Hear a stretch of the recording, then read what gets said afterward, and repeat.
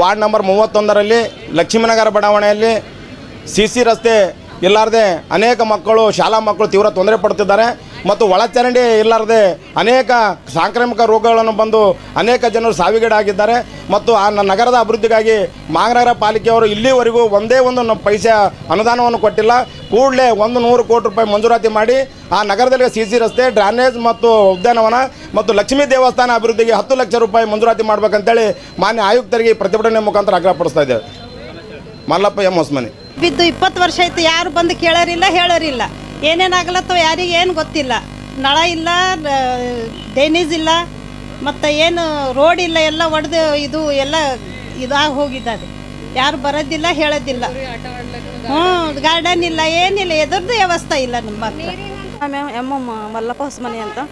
ನಮ್ಮ ಲಕ್ಷ್ಮೀನಗರದಲ್ಲಿ 31 ವಾರ್ಡ್ನಲ್ಲಿ ಏನೂ ವ್ಯವಸ್ಥೆ ಇಲ್ಲ ಸರಿಯಾಗಿ. ಸಿಸಿ ರಸ್ತೆ ಇಲ್ಲ, ಒಳಚರಂಡಿ ವ್ಯವಸ್ಥೆ ಇಲ್ಲ, ಮಕ್ಕಳು ಹೋಲಾಗ ಬರ್ಲಾಕ ವ್ಯವಸ್ಥೆ ಇಲ್ಲ, ರೋಡ್ ಇಲ್ಲ, ಭಾಳ ತೊಂದರೆ ಆಗ್ಲಕತ್ತದ. ಹೀಗಾಗಿ ಮೇಡಮ್ ಅವರಿಗೆ ಮನವಿ ಪತ್ರ ಕೊಟ್ಟಿವಿ, ಏನೂ ಮಾಡಿಲ್ಲ. ಸಿಸಿ 1 ಕೋಟಿ ಹಾಕ್ಯಾರ, ಇನ್ನೂ ಅರ್ಧಂಬರ್ಧನೆ ಮಾಡ್ಯಾರ. ಈ ಒಳಚರಂಡಿ ವ್ಯವಸ್ಥೆ ಮಾಡಲೇಬೇಕಂದು ನಿಮ್ಮಲ್ಲಿ ಕೇಳ್ಕೊಳ್ತೀನಿ ಮೇಡಮ್. ಇದು ಮಾಡ್ಯಾರಿ, ಮೊದಲು 30 ವರ್ಷ ಹಿಡಿದು ಅದ ರೀ. ಸ್ವಲ್ಪ ಮಾಡ್ಯಾರಿ ಮೇಡಮ್ ಅವರ, ಇನ್ನೂ ಮಾಡಿಲ್ಲ. ಈಗ ಮಾಡ್ಬೇಕಂತ ನಾವು ಕೇಳ್ಕೊಳ್ತೀವಿ. ಈಗಾಗಲೇ ಲಕ್ಷ್ಮೀನಗರದಲ್ಲಿ ಒಳ ಚರಂಡಿ ವ್ಯವಸ್ಥೆ, ಡ್ರೈನೇಜ್ ವ್ಯವಸ್ಥೆ ಇಲ್ಲದೆ ಇರುವುದರಿಂದ ಹೊಲಸು ನೀರು ರಸ್ತೆ ಮೇಲೆ ಹಾದು ಹೋಗುವುದರಿಂದ ಸಾಂಕ್ರಾಮಿಕ ರೋಗಗಳು ಹೆಚ್ಚಾಗಿವೆ. ಕೂಡಲೇ ಒಳಚರಂಡಿ ಕಾಮಗಾರಿ ಮಂಜೂರಾತಿ ಮಾಡಬೇಕು.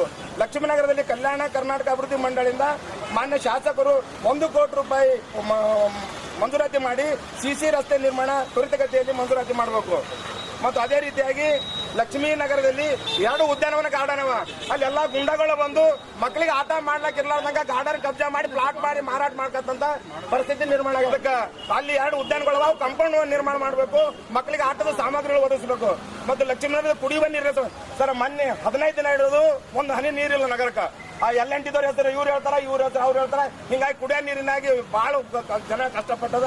ಕುಡಿಯೋ ನೀರಿನ ವ್ಯವಸ್ಥೆ ಮಾಡಬೇಕು. ಅದಕ್ಕಾಗಿ ಈ ಎಲ್ಲಾ ಬೇಡಿಕೆಗಳು ಈಡೇರಿಸಿ ಮಾನ್ಯ ಆಯುಕ್ತರು ನಮ್ಮ ನಗರದ ಬಡಾವಣೆ ಎಲ್ಲರಿಗೆ ಉದ್ದೇಶಿಸಿ ಮಾತಾಡಬೇಕು ಅಂತೇಳಿ ತಮ್ಮಲ್ಲಿ ಮನವಿ ಮಾಡಿ ನಾನು ಕೇಳ್ಕೊಂಡಿದ್ದೀನಿ. ನಮ್ಮ ಹತ್ರ 40 ಕೋಟಿದು ಒಂದು ಲಿಸ್ಟ್ ಇದೆ. ಅದರಲ್ಲಿ ನಿಮ್ಮ ಏರಿಯಾದು ಒಂದು ಸ್ವಲ್ಪ ಡ್ರೈನೇಜ್ ಇಟ್ಟಿದ್ದಾರೆ. ಎಷ್ಟು ಏನು ಡೀಟೇಲ್ಸ್ ನಾನು ಇವತ್ತು 4 ಗಂಟೆಗೆ ಯಾವಾಗ ಬರ್ತೀನಿ ಆವಾಗ ಡೀಟೇಲ್ಸ್ ನಿಮ್ಮ ಜೊತೆ ಶೇರ್ ಮಾಡ್ತೀನಿ. ಸಿಸಿ ರೋಡ್ ಇಡಬೇಕು ಅಥವಾ ಈಗಾಗಲೇ ಇಟ್ಟಿದ್ದಾರೆ? ಇಲ್ಲ ಸರ್, ಇಡಬೇಕು ಸರ್, ಇಡಬೇಕು. ಅಲ್ಲಿ ಯಾಕಂದ್ರೆ ಅದ್ರ ರೋಡೇ ಇಲ್ಲ ಸರ್ ಒಟ್ಟಾಗ. ಈ ಉದ್ಯಾನವನ ಇವತ್ತು ನಾನು ನೋಡ್ತೀನಿ. 2 ಗಾರ್ಡನ್ ತೋರಿಸ್ತೀವಿ ಸರ್, ನೀವು ಬರ್ರಿ. ಆಮೇಲೆ ಈ ಪೈಪ್ ಲೈನ್ ನಾವು ಅಡಿಷನಲ್ ಅಲ್ಲಿ ಬೇಕಾದ್ರೆ ನಮ್ಮ ಹತ್ರ ದುಡ್ಡಿದೆ, ದುಡ್ಡಿಂದ ನಾವು ಅಡಿಷನಲ್ ಪೈಪ್ ಲೈನ್ ಮಾಡ್ಬೋದು. ಆದರೆ ಲಾಸ್ಟ್ 15 ಡೇಸ್ ನೀವು ಹೇಳ್ತಾ ಇದ್ದೀನಿ, ನೀರು ಬಂದಿಲ್ಲ. LNTದವರು ಅಲ್ಲಿ ಬರ್ತಾರೆ. ಸಮಕ್ಷದಲ್ಲಿ ಏನೇನಿದೆ, ಯಾಕೆ ಹಂಗಾಗಿದೆ, ಮುಂದೆ ಆಗಲ್ಲ. ಇವತ್ತು 4 ಗಂಟೆಗೆ ಅಲ್ಲಿ ಬರ್ತಾರೆ. ಧನ್ಯವಾದಗಳು.